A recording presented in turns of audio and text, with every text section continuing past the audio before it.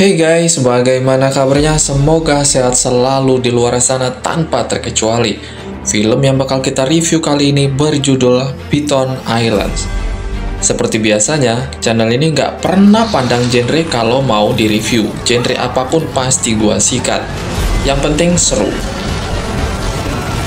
Film ini dirilis di tahun 2025 dan masih baru dong ya. Sebelum saya lanjut reviewnya, jangan lupa dukung channel ini dengan cara subscribe, like, and komennya karena semua itu gratis. Singkat dulu di opening ya, film ini mengisahkan sebuah perusahaan yang diberi nama Blue Moth. Grup ini berencana mengubah jalan Xiangyang yang tenang banget pada waktu itu untuk dijadikan resort wisata. Dengan alih-alih ingin memulihkan ekosistem alamnya. Akan tetapi mereka memaksa para penduduk untuk pindah dari kota tersebut. Akan tetapi mereka melakukannya dengan hal yang sangat licik. Dengan cara mereka sengaja melakukan eksperimen terhadap reptil lalu melepaskannya ke tengah kota.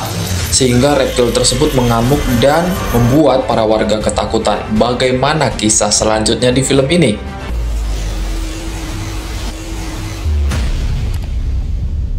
Langsung aja kita lanjut. Film ini diawali dengan diperlihatkan sosok seekor ular besar yang meneror di sebuah kota. Namun ternyata, adegan tersebut hanyalah adegan sebuah film yang sedang ditonton oleh seorang pria yang sedikit terkena gangguan mental yang bernama Hanji. Kita perkenalkan dulu ya. Hanji memiliki dua orang putri. Yang bungsu ini bernama Nini, dan putri sulungnya nanti bakalan kita kasih tahu bernama Xiaobao. Seperti hari-hari biasanya, aktivitas yang dilakukan Hanji adalah mengantarkan si bungsu ke sekolah TK-nya, deket sih dari rumah. Setelah itu, barulah Hanji memulai pekerjaannya sebagai seorang pengantar gas LPG dari setiap rumah dan toko di kota Xianyang. Scene yang langsung berpindah ke sebuah rumah makan, yang dimana saat itu Hanji sedang mengantarkan gas ke rumah makan tersebut. Nah, si pemilik rumah makan ini seorang wanita cantik dan mulus. Pantas aja sih ramai pengunjungnya. Nah, di saat Hanji masuk dan mengantarkan gas ke rumah makan tersebut, dia secara tidak sengaja melihat seekor ular kecil terjatuh dari atas lampu. Lalu ia terkejut dan langsung berteriak ketakutan, sehingga si pemilik rumah makan tersebut, yaitu si wanita cantik itu, mengusirnya dari rumah makan tersebut karena khawatir dengan pengunjung yang lainnya. Ternyata beberapa orang di rumah makan tersebut sempat diserang oleh beberapa ekor ular kecil sehingga menimbulkan kepanikan. Dan kita perkenalkan, ini adalah Xiaobao, putri sulung dari Hanji. Saat Hanji sedang mengantarkan gas di sekitar sekolah anaknya yang sulung, tanpa disengaja si anak sulung yang bernama Xiaobao tadi malu melihat ayahnya dalam kondisi yang sangat kotor. Ya, kalau saya bilang si Xiaobao ini gengsi sama teman-temannya. Sesampainya di dalam kelas, ternyata setelah kejadian itu Xiaobao pun bad mood dan malah marah-marah sama kawan pria di kelasnya. Karena waktu itu juga dia dikerjain. Saat dia lagi marah-marah, tiba-tiba saja sosok ular yang sangat besar masuk ke dalam kelas dan menteror seluruh siswa di sekolah. Sehingga para siswa termasuk Xiaobao pun berlari dan menyelamatkan diri. Sedangkan kejadian di luar sana, yang tidak disangka terjadi hal yang aneh, yang dimana cuaca menjadi gelap secara tiba-tiba dan jalan raya di tengah kota tiba-tiba saja retak. Para warga heran dengan kejadian itu dong. Lalu mereka berkerumun di tengah kota untuk melihat apa yang terjadi sebenarnya. Seketika saja tiba-tiba muncul ular besar dari bawah tanah dari hasil retakan di tengah jalan kota tadi, yang membuat para warga panik nih. Saat melihat kejadian itu, Hanji pun langsung berlari untuk menyelamatkan dirinya. Hanji langsung berlari menuju sekolah Xiaobao karena ia berpikir ia harus menyelamatkan putrinya, dan benar saja saat itu kondisi Xiaobao ketakutan karena ular besar tersebut hampir saja memangsanya. Beruntung, Hanji datang di waktu yang tepat dan menyelamatkan putri sulungnya. Baru setelah itu ia berlari dan pergi menyelamatkan Nini, si putri bungsunya. Nah, di sini nih sempat ada scene di mana Nini menyelamatkan seekor kadal hijau yang tersesat dan memasukkannya ke dalam tas. Nah, nanti scene ini ada sangkut pautnya deh. Kita lanjut. Beruntung untuk kesekian kalinya, Hanji berhasil menyelamatkan putri bungsunya dari ular besar yang akan memangsa mereka. Lalu mereka bertiga memutuskan untuk kabur dan berlari menyelamatkan diri dari kejaran ular besar tersebut. Nah, di sini termasuk adegan apesnya nih. Saat itu mereka malah menemui jalan buntu saat mereka berusaha lari dari kejaran ular tersebut. Merasa terpojok dengan keadaan, akhirnya Hanji memutuskan untuk bersembunyi di balik tumpukan kayu. Beruntung saja ular tersebut tidak berhasil menemukan mereka karena peralihannya teralihkan oleh sekelompok tentara yang sedang menembaki dan mencoba menghentikannya. Setelah perhatian ular tersebut teralihkan, mereka bertiga dan seorang kakek tua langsung berlari menyelamatkan diri. Mereka masuk ke dalam rumah makan si wanita cantik yang di awal film tadi untuk bersembunyi dari kondisi yang sangat mencekam di luaran sana. Ya, untuk kali ini lolos lah ya mereka dari kejaran ular tersebut.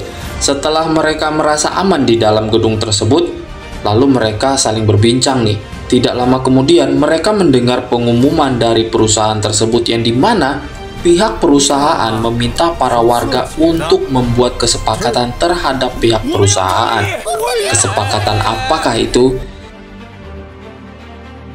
Yaitu, para warga harus meninggalkan kota tersebut dan demi keselamatan mereka. Akan tetapi di sini, mereka justru harus merelakan rumah mereka kepada pihak perusahaan dengan iming-iming diberikan kompensasi yang setimpal.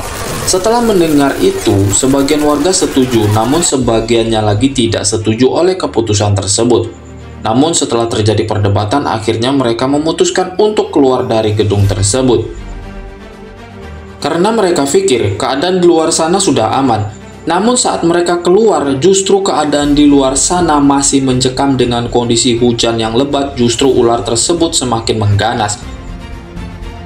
Karena sebenarnya ular tersebut dikendalikan oleh si penjahat bule tadi yang di awal film melalui semacam sensor suara yang merangsang pendengaran dan sudah dipersiapkan sebelumnya oleh si penjahat tadi.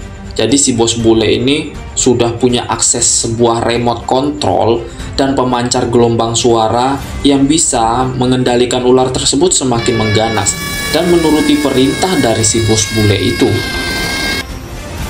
Setelah adegan di luar tadi, yang pada akhirnya mereka sementara memutuskan untuk kembali bersembunyi dari kejaran ular yang akan memangsa mereka.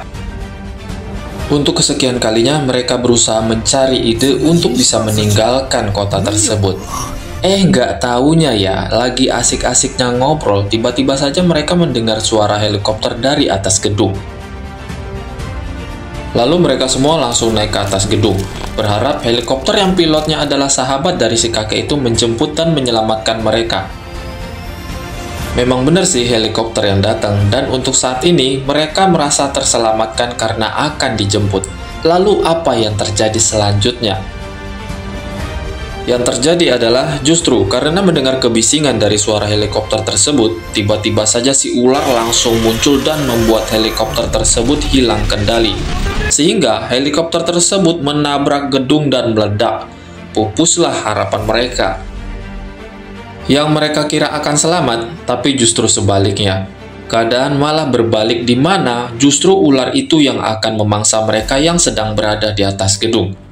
Tapi, demi menyelamatkan kedua putrinya di dalam keadaan yang sangat mendesak, Hanji memutuskan untuk mengalihkan perhatian ular itu agar yang lainnya bisa mencari bantuan. Dan ternyata tindakan yang dilakukan Hanji berhasil.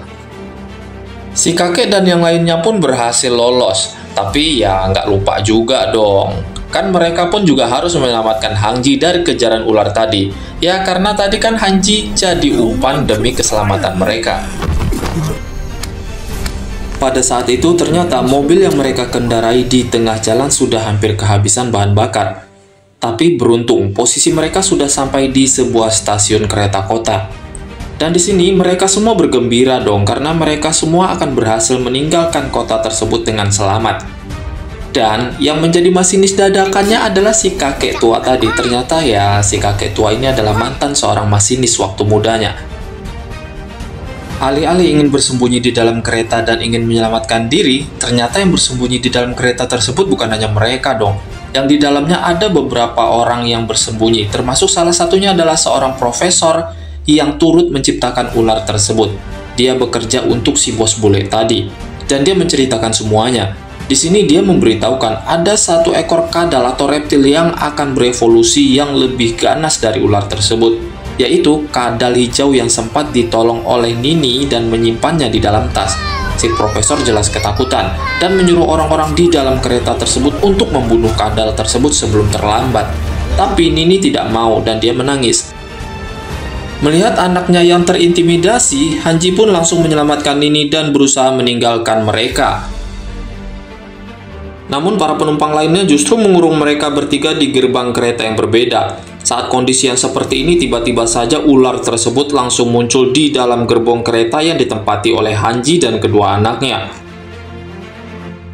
Melihat kejadian itu, si kakek marah-marah sama si profesor dan mengancamnya. Akhirnya si kakek membuka pintu gerbong kereta tersebut dan berusaha menyelamatkan Hanji dan yang lainnya dari ancaman ular yang berada di dalam kereta. Saat si kakek berusaha mengusir ular dan tetap tidak berhasil, secara tiba-tiba kadal yang ada di dalam tas Nini langsung melompat keluar dan langsung berevolusi secara sangat cepat. Si kadal itu ternyata tumbuh besar. Si kadal ini langsung menyerang ular besar yang mengancam keselamatan Nini. Ya, untuk sementara mereka selamat dong dari salah satu ular yang akan memangsa mereka. Namun di sini nih ternyata si Profesor Kampret tadi justru memiliki niatan yang sangat licik dan jahat sih. Dia sengaja mau melepaskan kunci pengait antar gerbong yang terpisah.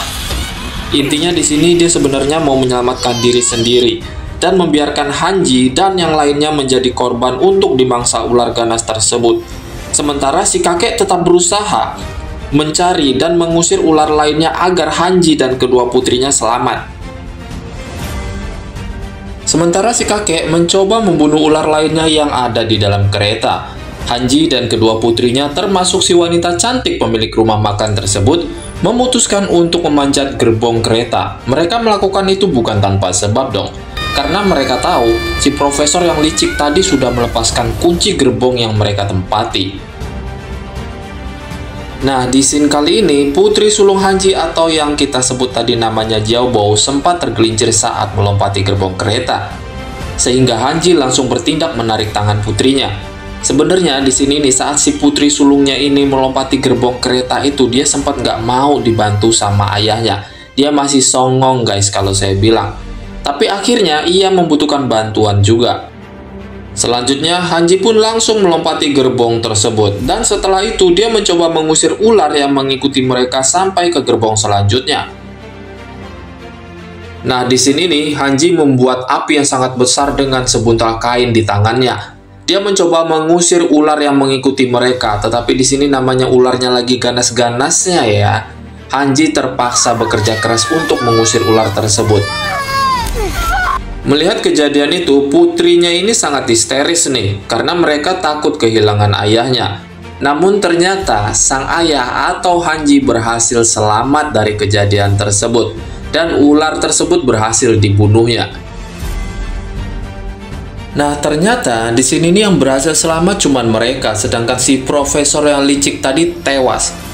Setelah kejadian itu, mereka berempat memutuskan untuk berjalan kaki menuju sebuah stasiun radio, yang dimana ternyata hanya di stasiun tersebut yang masih memiliki telepon yang masih berfungsi untuk meminta pertolongan kepada para anggota tentara di luar wilayah tersebut.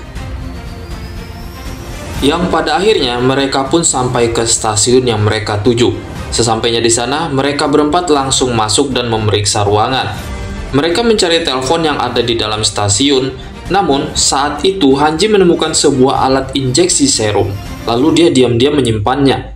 Sekedar bocoran ya, ternyata stasiun tersebut dijadikan tempat atau sebuah lab oleh si penjahat bule tadi. Tempat mereka melakukan eksperimen terhadap ular yang memang sengaja mereka ciptakan.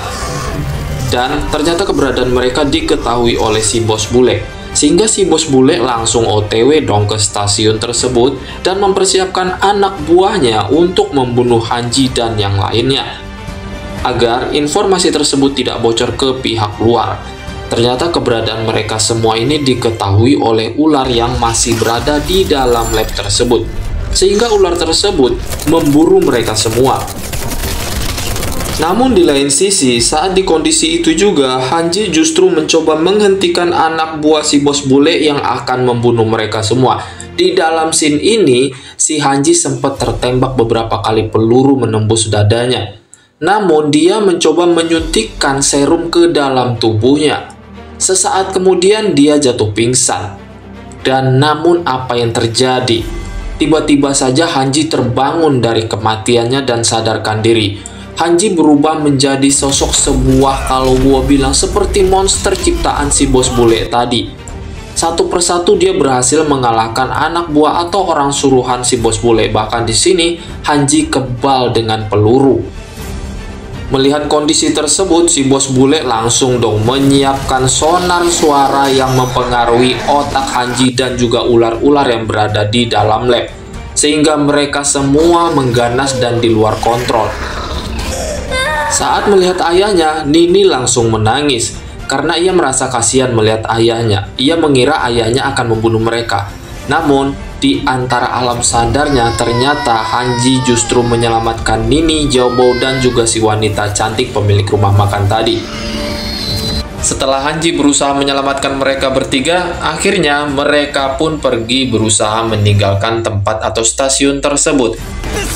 Namun si bos bule melihat kejadian itu dan langsung saja menghidupkan sonar suara untuk memerintahkan ular yang berada di situ untuk memangsa Xiaobo dan juga Nini. Namun apa yang terjadi di sini, ternyata kadal hijau yang diselamatkan oleh Nini tersebut justru menyelamatkan mereka bertiga. Dan Xiaobo pun langsung mengeluarkan, entah dari mana itu senjata mampu mengeluarkan api, dia langsung membakar ular besar tersebut. Sementara di sini nih kembali agak sedih sedikit karena si kadal hijau itu pun meregang nyawa demi menyelamatkan mereka bertiga. Setelah kejadian itu, akhirnya mereka bertiga pun diselamatkan oleh pihak tentara pemerintahan, yang dimana si bos bule akhirnya tewas dimangsa sama si ular ciptaannya. Dan ending cerita di film ini benar-benar berhasil dengan kebahagiaan yang klimaks. Kalau nggak percaya silahkan nonton, karena ini nonton film yang terbaru. Tapi yang agak lain di pikiran gue saat nonton ini ya, si kakek yang masinis dadakan tadi masih hidup loh. Ini yang agak bingung sedikit, tapi itu urusan sutradara. Kita nggak perlu mikirin, yang penting kita nonton. Dan yang paling penting, Hanji berhasil selamat dari kejadian tadi. Dan sekedar info, sebelum kita mengakhiri review film ini, ternyata di akhir film, Xiaobo atau putri sulung dari Hanji mengakui sosok ayahnya. Terima kasih banyak, nanti kita lanjutin review film terbaru selanjutnya.